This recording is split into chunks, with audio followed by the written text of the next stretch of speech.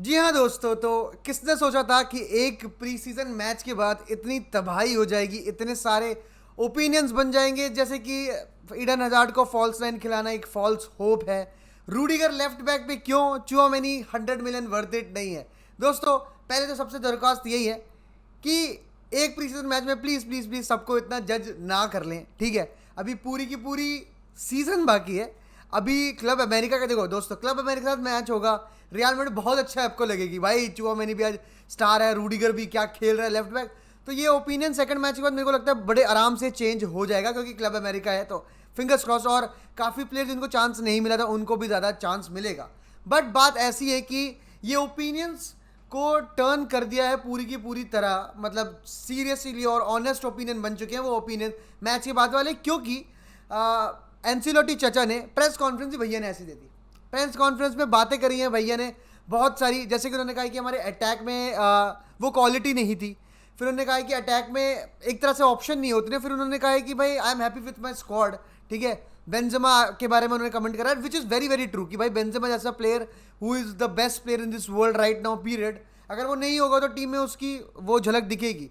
But दोस्तों, पूरी pre season का मकसद ही यही है ना कि हमें ढूंढना है प्री बेंजेमा का बैकअप, ठीक है। तो बेंजेमा के प्री सीजन में खेलने से हमें एक्साइटमेंट हो रही है, तो ये और ये एंसेलोटी को भी एक्साइटमेंट हो रही है, तो बिल्कुल गलत है भाई। हमें तो वो पता ही है कि लीग में वो खेलेगा, लेकिन अगर बेंजेमा नहीं खेलेगा तो फिर आप क्या पिछले मैच में आप देखो तो आप बोलोगे कि भाई आगे जाते हुए क्वालिटी नहीं थी। चांसेस थे ऑब्वियसली, ऐसा नहीं था कि जीरो चांसेस थे।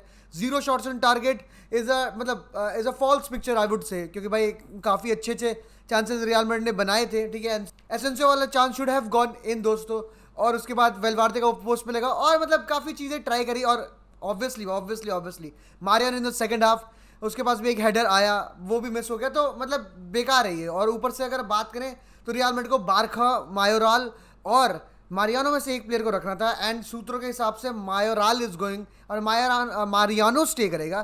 तो ये सुन के ही मेरे को बहुत सटकी मेरी। और दूसरी बात जो एंसिलोटी ने करी वो थी कि भाई रूडिगर ही आपको दिखेगा लेफ्ट बैक पे ज़्यादातर, और क्योंकि मैं आल्वा और मिलिटाओ की जोड़ी नहीं तोड़ना चाहता भाई। ये तो मतलब मेरे दिमाग ही मेरा ये होगा कि भाई वाई, अगर यही सीन था तो आप मतलब अपग्रेड करते लेफ्ट बैक पे, आप मेंडी से बढ़िया लेफ्ट बैक लेके आते हैं। अगर आपको बीच में नहीं चाहिए था तो आप एक सेकंड बैकअप जैसा डिफेंडर लेके आते, because if Rudiger is there in your team you can not bench him. ये तो आप साफ साफ पता चलता है, क्योंकि एंचेलोटी को इतना फोर्स करना पड़ गया है रूडिगर को खिलाने के लिए कि उसको लेफ्ट बैक पे भी खिलाना पड़ रहा है। और मिलिटाओ और आल्बा की जोड़ी अच्छी है, very very nice very nice. और मैं ये भी समझ सकता हूँ कि अगर मिलिटाओ और रूडिगर साथ खेलेंगे, दोनों को बॉल आगे लेके जाना, प्रोग्रेसिव कैरीज करना काफ़ी पसंद है, और दोनों ही आगे चलेंगे तो बीच में कौन रहेगा, तो वो आल्बा और मिलिटाओ का काम है।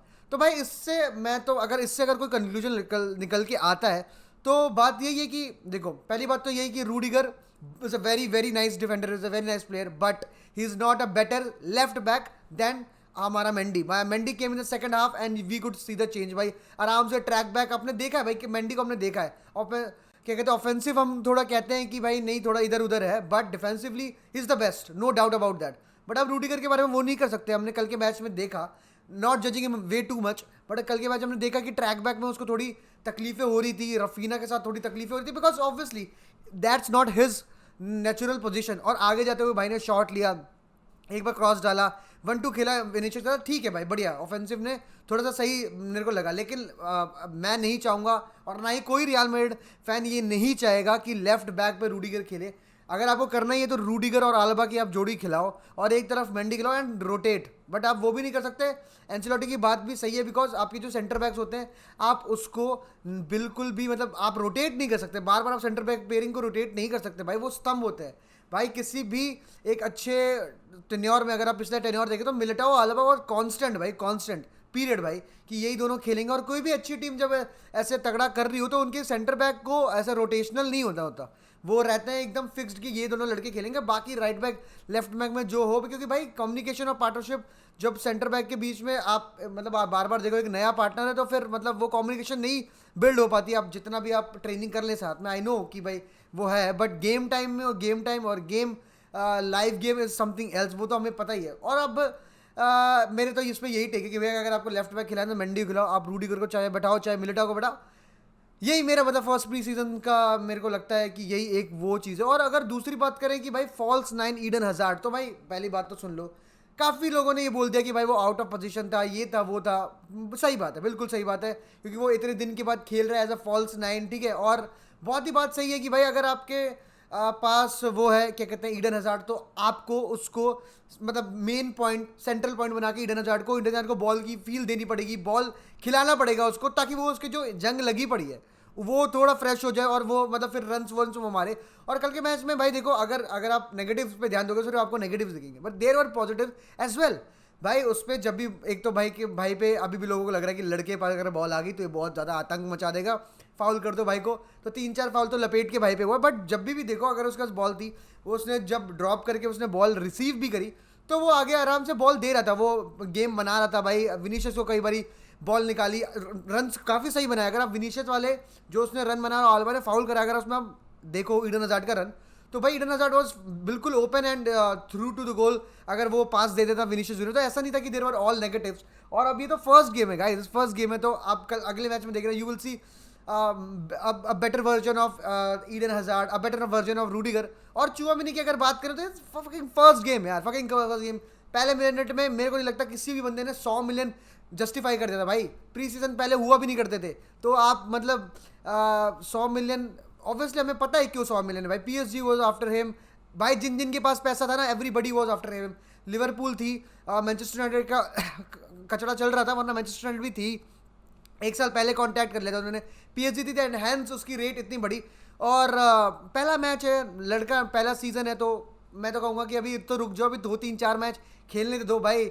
ही is a baller, he is a baller, और वो he will prove it, no doubt about that. तो अभी आराम से रुकते हैं।